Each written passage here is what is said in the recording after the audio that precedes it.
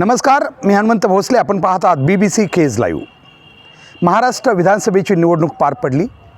23 November रोजी या विधानसभेच्या निवडणुकांचे निकाल जाहीर झाले आणि संपूर्ण महाराष्ट्र सुन्न झाला. अगदी विरोधका इतकंच सत्ताधाऱ्यांनाही मोठा धक्का बसला.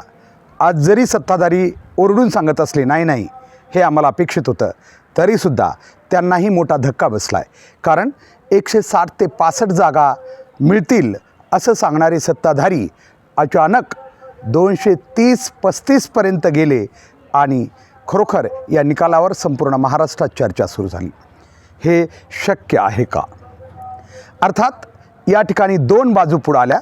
एक पहिली बाजू सगळ्यात जी की लोकांच्या मनातली शंका होती ती म्हणजे EVMचा घोटाळा असू शकतो का? आणि दुसरी बाजू होती ती म्हणजे लोकांनी खरोखरच सत्ताधारी पक्षाच्या विकासाला किंवा ज्या योजना शेवटच्या टप्प्यात का होत नाहीत, ज्या जाहीर केल्या मताच्या आशेनं ज्या मतदारांसाठी त्यांनी त्या योजना जाहीर केल्या त्याला खरोखर मतदार बळी पडला का किंवा त्या आमिषानं मतदान झालं का? विशेषतः लाडकी बहीण योजना असेल किंवा इतर त्यासोबतच्या योजना यांनी सत्ताधाऱ्यांना एवढं बहुमत दिलं का? असे दोन बाजू तयार झाल्या. पत्रकार म्हणून मी किंवा माझ्यासारखे जे लोक आहेत ते EVMच्या घोटाळ्याबद्दल लगेच कधीच तयार होणार नाहीत किंवा त्यावर विश्वास ठेवणार नाहीत. कारण कुठलाही तर्कशील माणूस किंवा वैचारिक माणूस ज्या देशामध्ये EVM सारख्या मशीनद्वारे लोकशाहीच्या निवडणुका घेतल्या जातात त्यावर लगेच अविश्वास करणं शक्य नाही. कारण जर का अविश्वास केला तर ही गोष्ट केव्हाच बाहेर आली असती, म्हणून याच्यावर सहज अविश्वास करता येत नाही. पत्रकार म्हणून जेव्हा एखादी घटना असते तिला दोन अंग असतात, तेव्हा पत्रकाराला दोन्ही बाजू समोर ठेवाव्या लागतात. आणि त्याच अनुषंगानं आज मी प्रथम आपल्याला या व्हिडिओद्वारे EVMमध्ये घोटाळा असू शकतो का असं ज्यांचं म्हणणं आहे, असू शकतो असं म्हणणं आहे, त्यांची बाजू मांडणार आहे. अर्थात हे माझं मत नाही आहे, हे मत त्यांचं आहे जे EVMमध्ये घोटाळा आहे असं म्हणू शकतात आणि त्यांची बाजू कशी योग्य असू शकते का हा विचार मांडण्याचा माझा विचार आहे.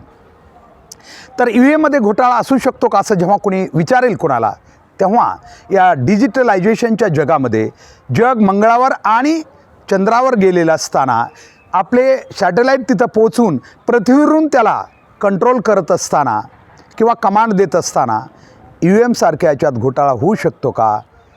तर जे हो म्हणतात त्यांच्या म्हणण्याला थोडंसं आपल्याला प्राधान्य द्यावं लागतं किंवा ते विचारात घ्यावं लागतं. विचारात हा शब्द मी मुद्दाम वापरतो. कसं?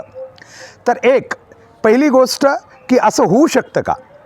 तर असं होण्याची शक्यता याच्यासाठी वाटते कारण जे इलेक्ट्रॉनिक डिव्हाइस या जगामध्ये बनवले जातात त्याची दुसरी बाजूसुद्धा बनवणाऱ्याला नक्कीच माहिती असते. आणि त्यामुळं या बाजूचे जे काही कच्चे दुवे आहेत, विशेषतः अशी इलेक्ट्रॉनिक डिव्हाइसेसमध्ये अगोदर काही कमांड देऊन आपण त्याला पाहिजे तसं आपल्यासारखं फंक्शनिंग करून घेऊ शकतो, हे जगात सिद्ध झालेलं आहे.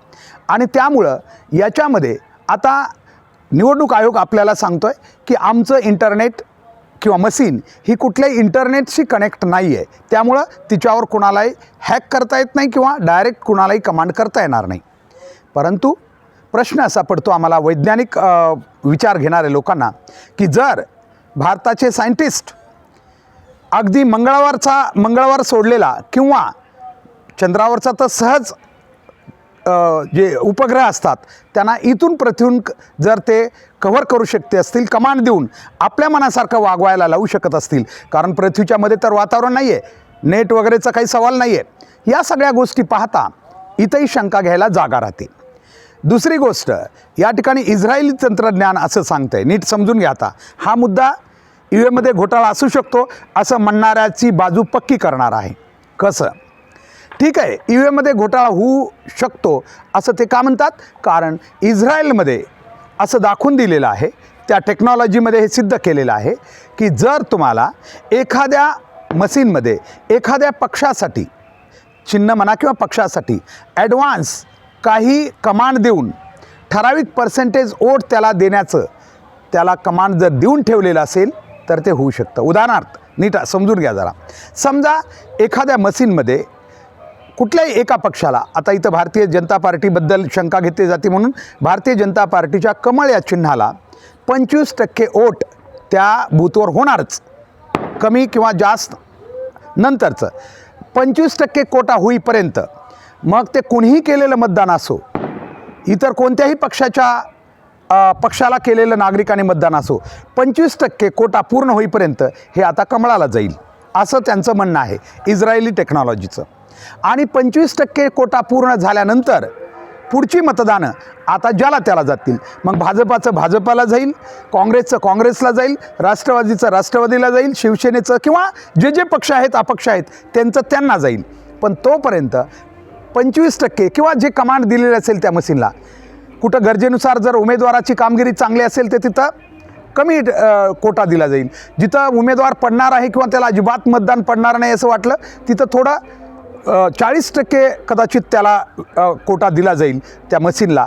आणि मग काय करेल ती मशीन, समजा एखाद्या ठिकाणी उमेदवार येऊ शकत नाही अशी शक्यता आहे, तिथं 40% जर त्याला प्राधान्य दिलं, कोटा दिला, तर ती मशीन आता 40% मतदान होईपर्यंत ती फक्त त्या ज्याला मतदान त्यांनी कमांड दिलेलं आहे त्या एकाच पक्षाला किंवा उमेदवाराला किंवा त्या चिन्हाला मतदान जाईल. आणि ते कोटा पूर्ण झाल्यावर 40%च्या पूर्ण पुढं झाल्यावर नंतर ज्यानं ज्याला केलं आहे, मग त्या समजा भारतीय जनता पार्टीच्या उमेदवाराला केलं असं त्यात पुढचं मतदान त्याला होईल. अशा संख्येनं तो भरघोस मतानं निवडून येऊ शकतो. अशा प्रकारचं कमांड असू शकतं असं त्यांचं म्हणणं आहे. आता या लोकांना डिफेंड करताना काही लोक असं म्हणतात किंवा आयोग मी म्हणतो आणि आज सुप्रीम कोर्टानेही सांगितलं आहे की तुम्ही विजयी झाल्यानंतर तुम्ही मशीनला दोष देत नाही आणि पराभूत झाला की दोष देता, हे बरोबर आहे. परंतु इथं विजयी उमेदवारसुद्धा गेलेले आहेत कोर्टात, पण कोर्टानं कदाचित बारकाईनं अवलोकन केलं का नाही माहीत नाही आपल्याला. परंतु विजयी लोकसुद्धा मतदान हे म्हणजे मतपत्रिकेवरच घ्यावं असं सांगण्यासाठी गेलेले आहेत. पण त्यांचा विचार झाला की नाही माहीत नाही. कदाचित हे विरोधी पक्ष म्हणजे सगळे हारलेले उमेदवार आहेत असं समजून कोर्टानं सांगितलं की तुम्ही हारलात की असं म्हणताना असं नाही. परंतु तिथं काही लोकांचं म्हणणं असं आहे, जे लोक त्यांचा डिफेंड करतात त्यांचं म्हणणं असं आहे, कुठलाही राजकीय पक्ष ज्याला अशा गोष्टी करायच्यात तो 100% करू शकणार नाही. आत्ता सांगितल्याप्रमाणे त्याला काही प्रमाणात आपल्याला दुसऱ्यालासुद्धा संधी द्यावी लागेल. उदाहरणार्थ झारखंडमध्ये यावेळेस तिथं झारखंडचा स्थानिक पक्ष बहुमतानं आला आहे. लोकांचं म्हणणं आहे किंवा जे या रिव्ह्यूवर शंका घेतात त्यांचं मत आहे, काही छोटी राज्य कदाचित याच्यासाठी सोडून दिलेली असतात, कारण तसा गैरसमज लोकांचा होऊ नये की सगळीकडेच हॅक झालं आहे म्हणून बी असू शकतं. आता लोकसभेचा प्रश्न जास्त करून उचलला जातो. लोकसभेला कदाचित EVM हॅक करण्यासाठी प्रयत्न झालेले नसावेत, कारण की त्यावेळी भारतीय जनता पार्टी किंवा जी महायुती सरकार आहे जे इथं होतं किंवा देशामध्ये भारतीय जनता पार्टी म्हणूया आपण, यांची खात्री होती की 370 कलम उठवलेलं होतं, राम मंदिर झालेलं होतं. या सगळ्या कारणामुळं आता लोक आपल्याच बरोबर राहतील, त्यामुळं हॅकिंगची गरज पडणार नाही. त्यामुळं मशीन हॅक केल्या नाहीत आणि त्यामुळं रिझल्ट ते गाफील राहिले आणि त्यांना असं वाटलं की विकासावरच आपल्याला मतं पडतील, मशीन आपल्याला काहीही करण्याची गरज पडणार नाही आणि म्हणून त्यांनी हॅक केली नाही. आणि म्हणून कदाचित लोकांचं मतदान मात्र महाविकास आघाडी आणि तत्सम काँग्रेस वगैरे जिथं जिथं देशामध्ये असतील त्यांना झालं. आणि त्यामुळं जसं की त्यांनी उत्तर प्रदेशचंही उदाहरण घेतात, ते गाफील राहिल्यामुळं त्यांना वाटत होतं की उत्तर प्रदेशसारखं राज्य त्यांना मतदान नक्की देणार, कारण राम मंदिर झालेलं होतं, अयोध्या बी देईल. परंतु लोकांनी खरं मत त्यावेळेस केलं त्यांच्या विरोधात, ते गाफील राहिले, त्यांनी हॅकिंगसारखा विषय मनात आणला नाही आणि म्हणून कदाचित ते अडचणीत आले आणि त्यांना कमी सीटं मिळाली. हा दावा पुन्हा एकदा सांगतो, हा माझा नाही आहे, मी बोलतो आहे तुम्हाला, हे लोक जे हे शंका घेत आहेत त्यांचं आहे. आणि मी नेहमी म्हणत असतो, एखाद्याचं काही म्हणणं असलं तर विचारात घेतलं पाहिजे, कारण दुसऱ्यांचा अजिबात असं नाहीच असं म्हणण्यापेक्षा हे असे का म्हणतात हे विचारात घेतलं पाहिजे, तरच आपण खरा न्याय ठरू शकतो. आणि म्हणून या ठिकाणी आत्ता जर आपण बघितलं तर जी काही हॅक होऊ शकते असं म्हणणाराचं मत या ठिकाणी आपल्याला काही अंशी यामुळं पटतं आणि ते विचारात घ्यावं लागतं. पटतं म्हणजे त्यावर विश्वास ठेवायचा का नाही ही वेगळी बाब आहे, परंतु विचारात तरी घ्यावं नक्कीच लागतंय. आणि म्हणूनच विरोधकाचं असं म्हणणं आहे की लोकसभेला केवळ आपल्याला त्यांचा विश्वास होता की आपल्याला आपण जी काही कामं केलेली आहेत, जी महत्त्वाची म्हणजे खास भावनिक स्तरावर आपल्याला मतदान पडेल आणि EVM हॅक करण्याची गरज पडणार नाही, हे ते गाफील राहिले. म्हणून त्यांना अपयश आलं आणि हे अपयश पाहून ते महाराष्ट्र विधानसभा मात्र, कारण महाराष्ट्रासारखा एक मोठं राज्य ज्या ठिकाणी मुंबई आहे, औद्योगिक राजधानी देशाची, ही आपल्या ताब्यात आलं पाहिजे यासाठी त्यांनी हॅक करण्यासाठी प्रयत्न केलेत असा विरोधकांचा दावा आहे. आता हा दावा किती खरा किती खोटा हे पुढंच कळेल, कारण महाविकास आघाडी याबद्दल मोठं आंदोलन छेडणार असल्याचं कळतं आहे. आणि या देशात त्यांना कदाचित न्यायालयाकडे काही प्रूफ घेऊन जावं लागेल, कारण प्रूफ घेतल्याशिवाय न्यायालयही यावर निर्णय देऊ शकणार नाही.